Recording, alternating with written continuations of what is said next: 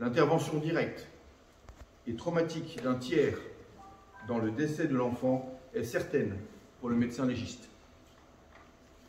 Un scanner et une autopsie seront pratiqués lundi, ainsi que des examens anatomo-pathologiques ultérieurs pour compléter ce premier bilan. Je n'ai que les premières déclarations de la maman de Célia qui indiquent que ça a été comme un coup de folie. C'est-à-dire que jusqu'à présent, s'il y a eu les moments où le ton était un petit peu élevé entre deux, jamais il ne s'était montré violent, c'est ce qu'elle indique. Voilà.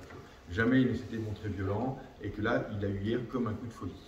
Elle indique, je ne sais pas s'il était sous drogue, mais elle indique qu'il avait consommé de la cocaïne à plusieurs reprises dans la journée. La découverte de l'auteur qui cherchait à sortir visiblement de la forêt au petit jour a été rendue possible par un retrait des militaires du GIGN qui avaient sillonné pendant la nuit la zone forestière et qui sont sortis vers 5h30 du matin. Effectivement, après, l'interpellation s'est faite sans heurts.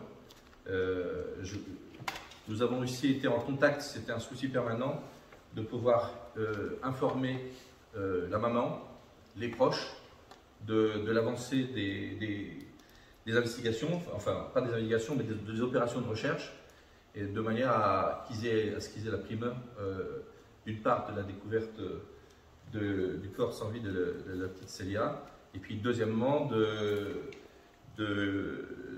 l'interpellation du ravisseur qu'on avait recherché toute la nuit.